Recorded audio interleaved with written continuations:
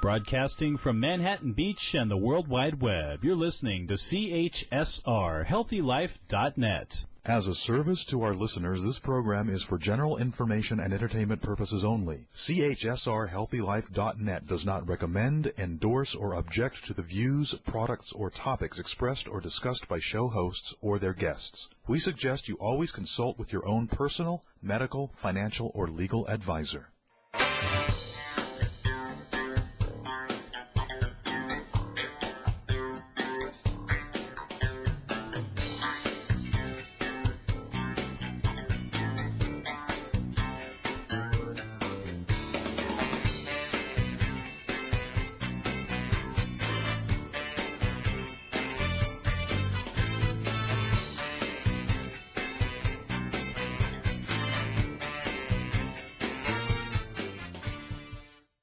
Hi, everyone, and welcome to Pet Talk, your get-up-and-go fix of the day. Sharkie Zartman here, and today we have Ted Larkins, who will explain his powerful Get-To principle and how it can work for us. We also have Sora Vernikoff, a no-diet weight loss coach who healed herself of compulsive overeating, and she will show us today how to eat more pizza and chocolate and lose weight. Now, I can't wait to find out how to do that. But first up is Ted Larkins, a speaker, accomplished business executive, coach on happiness, and the author of Get to Be Happy, Stories and Secrets to Loving the SH-T out of Life.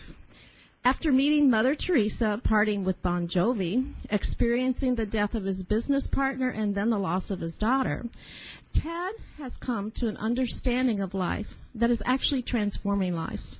So instead of saying, I have to, he suggests saying, I get to. And today will show us how to use those three powerful words to change our lives. So welcome, Ted.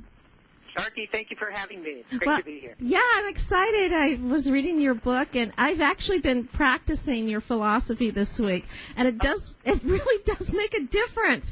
It does work, yeah. Instead of saying, okay, I have to go pick up the grandkids, I'm changing it to, I get to pick up the grandkids. Right? Yeah. That's great. Or instead of this morning, getting up, I have to prep my show. I get to prep my show. So. Sharkie, I can hear it in your voice. You've got it down, the Get-To principle. I do. I got it down. And so tell us how you came up with it. You know, it's been over a number of years. I would, one time in particular, I was in a taxi cab in Calcutta, and the curry smells and everything from the city wafting into the taxi. And I came to a stop, bumper to bumper with a car in front, and we were on railroad tracks. And a train was coming. And it was coming slowly, but I screamed at the taxi driver, move! But he couldn't move. This car in back. And slowly, and I could see the train driver flailing his hands through the windshield, silently screaming at us as he slammed into the back of my taxi and pushed us down and slowly off the tracks. And he kept going.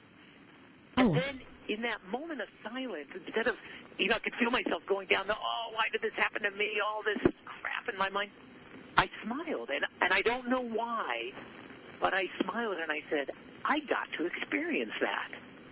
And, granted, I wasn't hurt, and the taxi cab, was able to keep moving. But it started this thought in my mind that, wow, if I look at life from this perspective of I get to, I wonder how that would change. So a couple of years later, I was doing the dishes, and I'd had some challenging times with real estate and filed bankruptcy. It was a crappy time, and I was doing the dishes grumbling, right? And doing the dishes is a terrible task at the best of times. But as I was scrubbing, I remembered this feeling of get to, and I stopped and I thought, wow, there are 20,000 people who will die of starvation on the planet. Can I have some compassion? And I said, wow, I get to do the dishes. And again, then I felt this appreciation. I had just had a great meal. Right. And I get to. And I tell you, in that moment, Sharkie, I just said, I don't have to do the dishes. I get to. And I smiled. Right. And I tell you, this get to feeling, this philosophy, I suppose, started welling up in me, and I started applying it.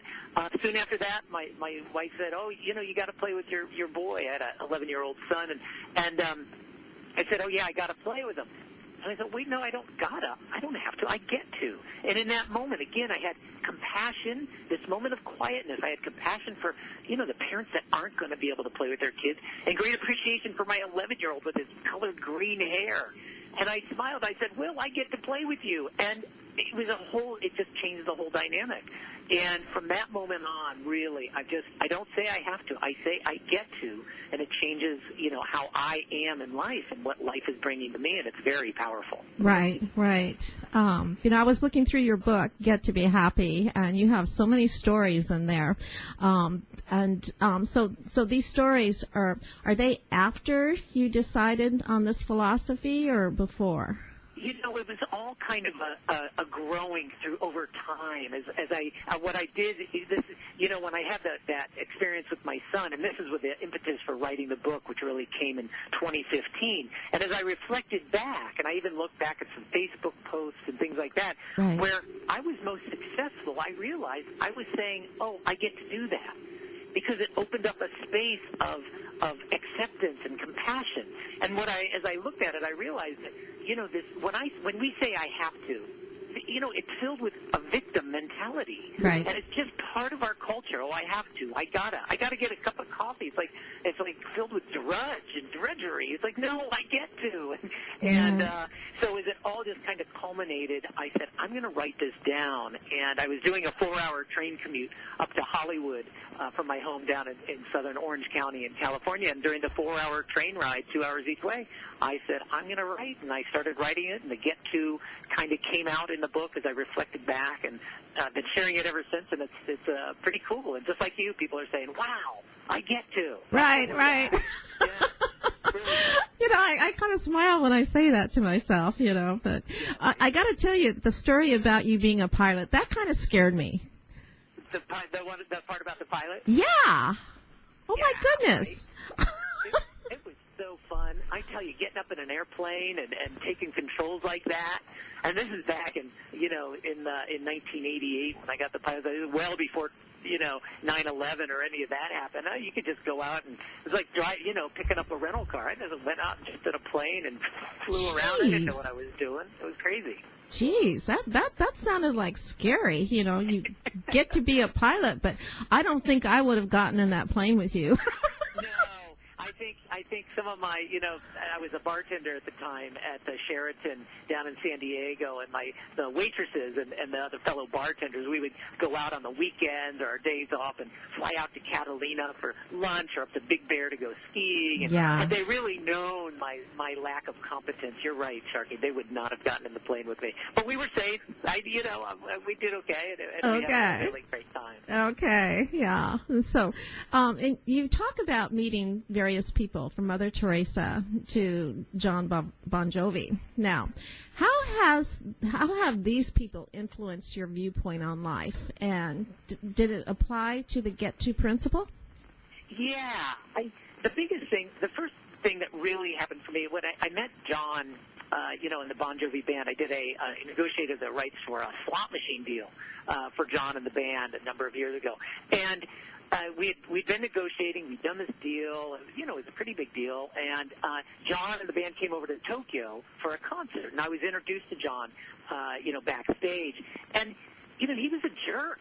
It was I was excited. Hey, I get to meet John. I did this deal for him. He's like, hey, he's really standoffish, and I was really kind of put off. But look, it is what it is. I just thought, well, that's kind of how famous people are, or whatever. But I tell you, a year later, we did some more development, and then I was introduced again, and this time to somebody said, hey, John, you remember Ted? He said, oh, hey, Ted, how are you? And, we shook hands, we went out to dinner, we hung out, and what I realized, Sharkie, is that when you have fame, you put a wall up in front of you, right, to keep all the people that are trying to get to you out. You have to. Right. But then once trust is built, and trust got built between me and John, and once it's built, they become just regular people just trying to figure this thing called life out, just wanting to be happy. And that's what I found with John. He's a great guy, a great businessman. We chatted, we talked about life. He's, the struggles like we all have. And I found that as I met with Celine Dion or Mariah Carey, and even I got the great pleasure of meeting Mother Teresa in Calcutta, and she was so present. She held my hand and said, "Bless you, my child." I was like, oh my God, it's just so real. So I don't know. What I guess the bottom line is, what I found is that we're quick to judge people, Sharkie, from the outside. We look at a homeless person or somebody begging on the street, and we come up with our voice of judgment is just tearing them apart often. And what I've learned is, look, everybody's just doing the best they can. And so how I apply what they get to is, when I look at people, I say, I get to experience this person however they are, without the judgment. Mm-hmm. And it helps me be more connected and giving more love to the world. And I find that that's really, I think that's what the world needs from all of us, is to get quiet, quit judging, and just accept people for who they are. Right, right. You also talk about 2 life events that I found were very sad, your best friend's death and the loss of your daughter. Now, I know a lot of people out there have had similar, events in their lives. So how do you use your get-to principle to get through these very traumatic times? Yeah, so when my daughter passed away a number of years ago, my wife was in full labor. She was, ready to give birth, and the heartbeat stopped, and she went through labor. Our baby Cole was born, Cole Grace, and it was very challenging. But this is what I realized through the process. Grieving. We went through the grief process, but at some point, I said to my wife, there's this feeling of wanting to emerge from this happier. And, there's the 5 stages of grief that we're all taught, right? Right. Which is denial, then anger, then bargaining, then depression, and then finally it ends. The 5th stage is called acceptance. Right. And I got to this point of acceptance, but I wanted more, Sharkie, and I didn't know how to label it. And at some point I said to my wife, I want to feel celebration. I want to celebrate my daughter's life and death. I don't want to stay in this acceptance. And so I said, I'm going to call it celebration, the 6th stage. It's missing. And I think if people know that it's possible without feeling guilty about it, it could change people's lives. And so I said, I get to experience my mom's death, my dad's death, my daughter's death from a state of celebration. And from that, when people say, oh, I'm sorry to hear you about your daughter, I say, yes, thank you, but it's okay. I'm in the 6th stage of celebration. And they light up, I light up, and we just honor that being. And then I'm able to bring love back to the world. And so I share this with people, and a lot of people, the other day, Sharkie, I was talking to a guy, he said, yeah, I lost my mom 10 years ago, and I just feel this acceptance. And I shared this opportunity to look at the 6th stage celebration, and he lightened up and said, oh my God, I could celebrate? And I'm like, yes. And it's really, it can be joyful. And I just want to clarify, though, if you're grieving, grieving sucks, and it can be awful. And I would never say, oh, just get over it and celebrate. Right. No, this is something that when you've gone through the process, when you're ready, then you just know that it's available to you to step into this 6th stage. And it may take months, years, or even a lifetime.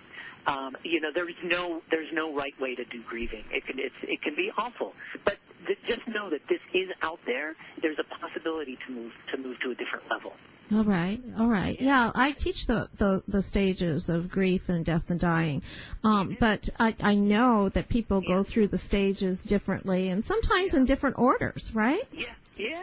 Oh, I know. For me, when I was, grieving my best friend, he died in my arms. He was 38, and so over the number of months, sometimes I would be, denying it, and sometimes I would accept it, and then I would start over and be angry. And everybody, like you say, everybody goes through it in their own way. There is no right way. It's a nice framework. I love that framework. Right. To be able to identify, because I think that brings clarity. Oh, well, this is where I am. Okay. And you flip back and forth, and I think that adding the 6th stage as a possibility can be kind of freeing for people. Right. Oh, I love it. Right. Yeah.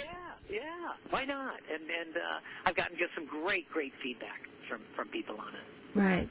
Well, you say that there are 4 keys to happiness, and I know one of them is the get-to principles, and so or the get-to principle. But what are the other keys?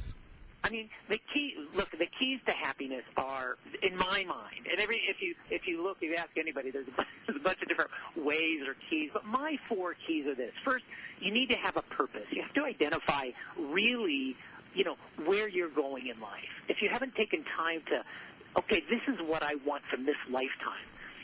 My saying is, you're born and then you die, and in between, you get to do this thing called life. And from that, identifying a purpose and what you really are living for, I think is a very important first step. Right. And it doesn't have to be, all deep or anything. It could be simple. Well, this is what I'm just living for love, or I'm living to be happy. Great. But identify it. The second key, then, is to have compassion. I think that really happiness really starts welling up when you have compassion for your fellow human beings on the planet, no matter who they are. And that's just a big part. The third key is having appreciation for what you have, no matter what state you're in. If you can say, just be grateful, it really starts welling up in you this happiness feeling. And then the fourth one is to just know that it's okay to be happy. So many of us feel guilty. There's so much suffering on the planet. I shouldn't be happy. Well, this is what I say. When the oxygen masks drop, they tell you to put yours on first, right? Yeah. Well, it's the same with happiness. If you can be happy, if you're in a place where you can be happy, be happy. And then from there, share that with the world, because that's what the world needs. It doesn't serve anybody to stay in this, oh, poor me, or whatever state of mind. If you're in that, I'm not taking that away from you, stay there. But if you can, and most of us can make the decision, be happy, then it's in your power to be that, and that really starts helping the world. And then you overall just become happier. Okay, all right. Now, how can we, this all sounds wonderful, but there are a lot of people who go to work every single day, and they hate their jobs. I mean, that's about 70% of the population, right? Yeah, sure. And so how can a person take this get to be happy principle, or I get to do, how can they take it to work with them to make a difference? So you take it to work. I have a mantra. I'm going to share this real quick with you guys. It's very simple. You say, I get to. And then you get quiet. You have compassion and appreciation. Then you smile. Because when you smile deliberately, you create positive endorphins and you feel joy. And then you do what you're going to do. And in that moment, you are no longer a victim. You are taking charge of your life. Get to, smile, do it. And if you repeat that and do that throughout your day, your view on life and how you're approaching life will change. And I know jobs suck. Things can be really tough. But if you start applying this, my experience, and people that use this start finding different things in life, start, changing how they are in life. Even a new job opportunity comes up or whatever. You are now in charge. You're no longer a victim. And that's what's important. Right. Okay, all right. I like that, because too often we get into these meetings at work and everybody's complaining, and, it's a real, it's not so much what we're thinking. It's like we're surrounded by people who are totally negative, and right. Yeah. And so, yeah. And the more you can apply get to yourself, and tell people, look, just say, you don't have to say I get to. And people, oh, okay. And you can start, it's a slow process. It doesn't happen automatically, but I think you can start changing the dynamic of your office or your family or wherever you are. All right. And so, I think this is an important principle to teach our kids. And so, because kids get surrounded by negativity and expectations, and they are always feeling, gosh, I have to do this, I have to do that. And so, do you recommend that parents teach their kids this principle early? From birth. From birth. They should not, Sharkie, you should not say you have to your child ever. You should say you get to. Now, I want to be clear. Look, I say I get to do the dishes, and I'm not saying you don't have to. If you don't, they pile up and stink. But it's a viewpoint. It's a mind shift. And so say I get to do the dishes. I get to do my homework. It's a vocabulary shift, and it's a change in how you think about life. My kids, they know. There's no have to. It's get to. Okay. Daddy, I get to. I know it. And you get some grumbling or whatever. Right. It changed our whole family atmosphere and the way they approach school and life. It's wonderful. Do they ever get tired of hearing you say get to? Well, you have to be careful. Not too long ago, my wife was walking out at 8 o'clock. One of the kids had thrown up, and she was on her way to the pharmacy to get some cold medicine at 8 o'clock or 9 o'clock at night. She said, "Oh, I got to go get some cold medicine." And she was walking out, and I said, "Oh, you get to." Oh. The look I got, Sharkie. Told me. I'll bet you got a look. Are you kidding me? I got the look. Look, of course, there's a time and place for everything. But, later we even laughed about that. Yeah, I got to. But anyway, it's really just an overall, can you shift into I get to? Right, which is empowerment, yeah. Yeah, exactly. And just stay in that as much as you can. And I have my times when I say I have to. Yeah, you're human. Okay. This is life, right? But the more you shift in, the more I've utilized this. It's really an incredible thing have started happening in my life, and people that use this feel the same way. And I know, sounds like you have started using it as well. Which I know is really I have. Fantastic. Thank you. Yeah. Okay. Well, Ted, we're just about out of time, so give us your website and where we can get more information and buy your book. Thanks so much. My website is tedlarkins.com, TEDLARKINS.com. You can go on there and click, and there's a place to buy the book. It takes you over to Amazon. And you can also get on there. I offer some services. I offer a free coaching session. You can sign up there. I'd love to talk to people about this. It's a 45-minute free session. I love to do that. If you want to talk about life and how you could apply get-tos, you can sign up there and find other information as well, speaking and things like that. TedLarkins.com. I'd love to have you there, and I'd love to engage with people on Get2. I'd love to share it. Okay, well, you are so enthusiastic. How can anybody not be happy talking to you? So, thanks so much for being with us today, Ted. Thanks for having me, Sharkie. And we'll be back with more Pep Talk and Shark to Heart right after this.